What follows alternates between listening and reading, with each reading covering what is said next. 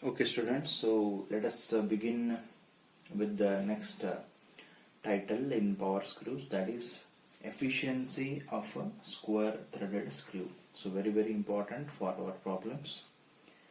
So before we move into the power screw efficiency, what is the general meaning of efficiency? We all know. So in generally we express efficiency output by input, right? So if the output is more, so efficiency will be more.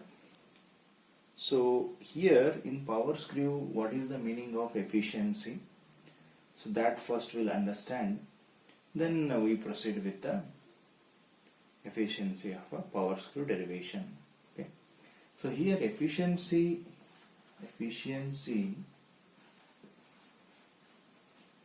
in power screws. What is the meaning? Meaning is how well, I repeat, how well a screw converts rotary energy. What is our rotary energy? In the handle you are applying a force. If you remember the previous two derivations, rotary energy, that is, it's a torque, right? How well the screw converts a rotary energy torque. So into what you are getting? Into a linear motion. And this linear motion, if you remember previous two derivations, one we have derived torque required to raise the load, another torque required to lower the load. Okay, right? So to raise the load or lower the load, there the linear motion is happening. Correct? So that also we have seen very clearly, and with the help of handle you are applying a torque. So thus power screw converts a rotary motion into linear motion. But how well the screw converts this rotary motion into linear motion, so that is decided by efficiency. So that is the meaning. Okay, so they may not ask you definition, but you should be knowing what is the meaning of efficiency in power screws. Okay, so how well a power screw converts rotary motion into linear motion. So that is the meaning. Okay, so now let us try to derive an expression, that is efficiency of a square threaded screw. So let me draw the diagram first. Okay, now here students, I have drawn this diagram. I think you are familiar with this. See, this is a free body diagram where we have seen this in the previously. Remember derivation, torque required to lift the load or raise the load. There the same diagram we have drawn, right? So we have compared this block is moving upwards, you are applying try to pull this block, that is you are applying an effort on a handle to lift the load, right? And F is the weight which is to be lifted, that F it is, and P is the effort to be applied on a handle. What is L? Recall the things. L is lead. What is the lead? So that is also been told to you, and how this pi dm has come, so that also clearly explained. Okay. So this same diagram we have used in torque required to raise the load derivation. Okay. Now how this is used in defining efficiency, so that we will see now. Okay. Now let us start with this. When the load F or W, okay, moves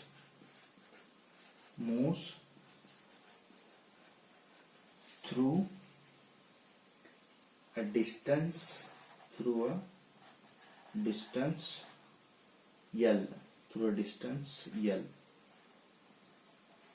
Okay.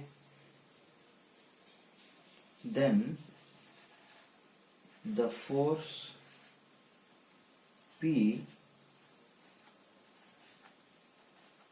moves through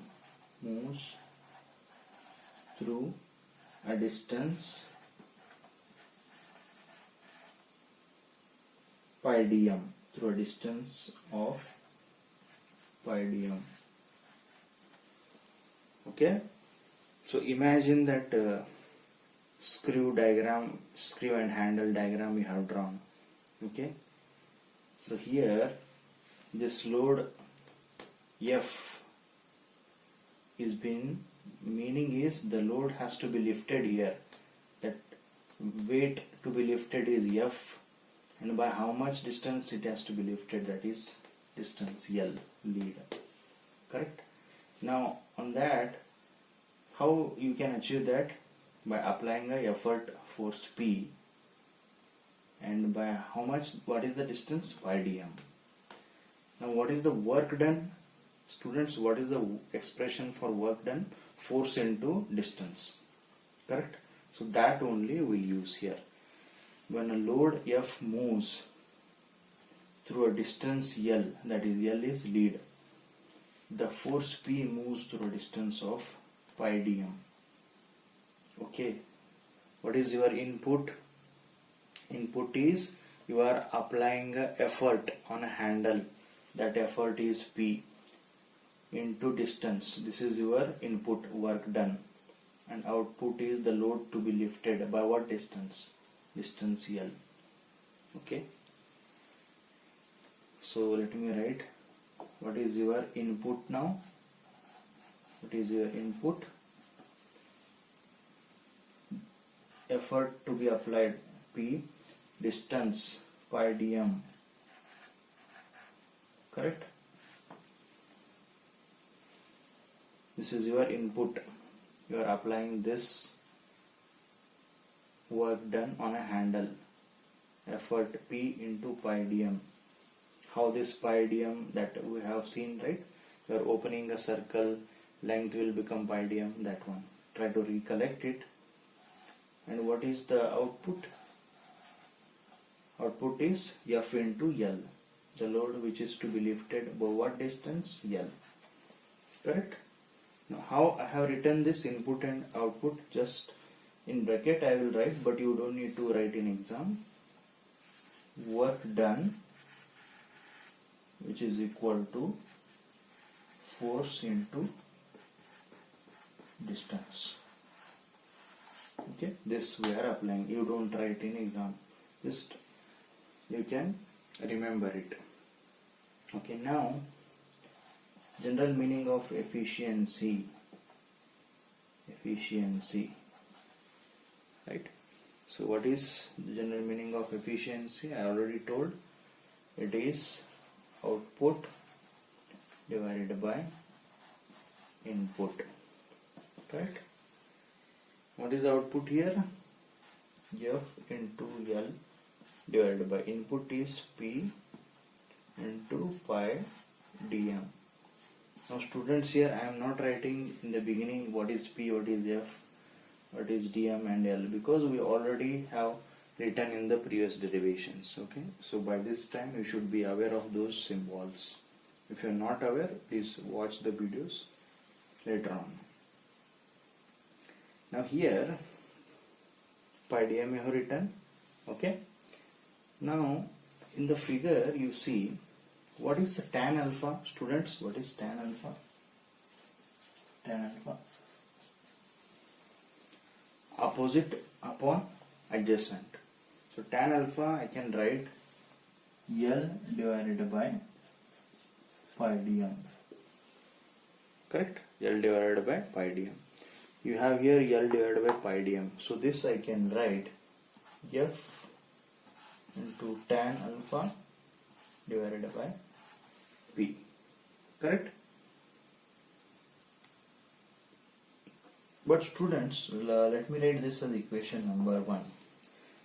Now try to recollect the derivation which you did, torque required to raise the load. If you don't remember, please go through the derivation. We have written this already. What is this? You already written P is equal to F tan of phi plus alpha. We have already written this torque required to raise the load in that derivation. Okay, it is already there, right? Now let us write this as equation number 2. Okay, equation number 2. Now putting equation 2 in equation 1. Okay, so let me now remove this part. We shall continue in this space. Now, okay students, so what happens if you put equation 2 in equation 1? So efficiency, let me continue, efficiency which is equal to F tan alpha divided by F tan of phi plus alpha. So this will get cancelled. So efficiency is denoted by symbol tau. So tan alpha divided by tan of phi plus alpha. This is the efficiency of a power screw. So which is there in equation number 9.20, the page number 11. Okay, so let me again repeat this. We have already written this in torque required to raise the load derivation. From there it is taken. So if you substitute over here, so this efficiency of a power screw will be getting tan alpha divided by tan phi plus alpha. Okay, equation 9.20. So very important. So let me show. So page number 1111. So this is the efficiency for square threads, equation 9.20. So in problems directly we'll refer this, but sometimes they will ask the derivations. Okay, so this is what we have derived. Clear?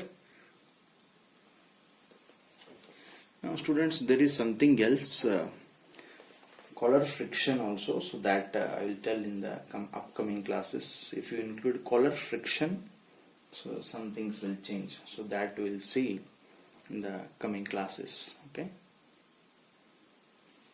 this is the expression, efficiency of square threaded screw. So this is what you have to derive. Efficiency definition, output by input.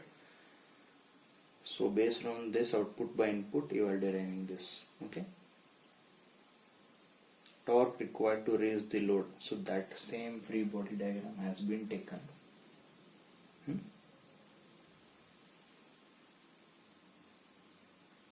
Yes students, next title, efficiency of self-locking screw is less than 50%. So this also they will ask, you have to prove that efficiency of self-locking screw is less than 50%.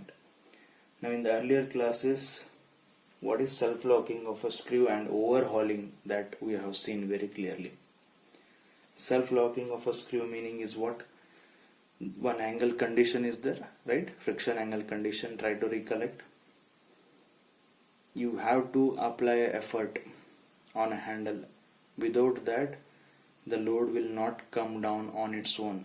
Okay, so that we have seen and we have also proved that.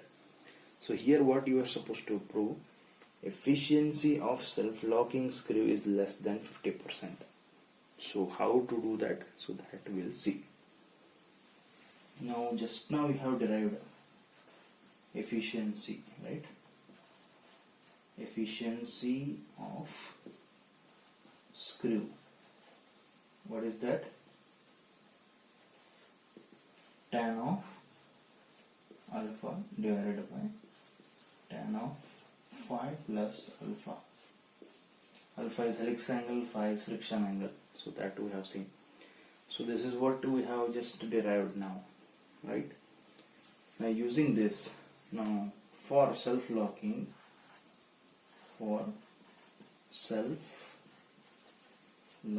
screw, what is the condition? Phi is greater than or equal to alpha. This condition, try to recollect the things what we did in earlier classes. Now this we'll use in this expression, and therefore efficiency for self-locking screw, this is less than or equal to tan of what? Tan of alpha divided by tan of phi plus alpha. It is there, but for what is the condition? Self-locking, alpha is greater than, phi is greater than or equal to alpha. So wherever alpha is there, there we will substitute phi for self-locking. So alpha is there, so phi you substitute, correct? Why phi you are substituting? It is a condition for self-locking. So how this condition has proven that for self-locking, that we have derived, right? Now next step, that is less than or equal to tan of phi divided by tan of 2 phi. Okay. So what is tan 2 phi, students? Tan 2 theta. You must be remembering that expression. Try to recollect that. So let me write 2 tan phi 1 minus tan square phi. Try to recollect. Tan 2 theta expression, right? So that lower terms is shifting here, okay? So this I can further write tan phi divided by 2 tan phi minus tan square phi tan cube divided by 2 tan phi. If you multiply this term inside the bracket, so you'll be getting like this. So efficiency, so this will get cancelled, so half minus 1 tan phi and 1 this, so tan square phi divided by 2, correct? So observe now, so it is half minus some value, half 0.5 is there, no? So efficient self-locking screw less than 50%. So 0.5 minus some value. So we have already proven now what they are asking, okay? So very important condition. So therefore I can write efficiency of self-locking screw is less than 50%, right?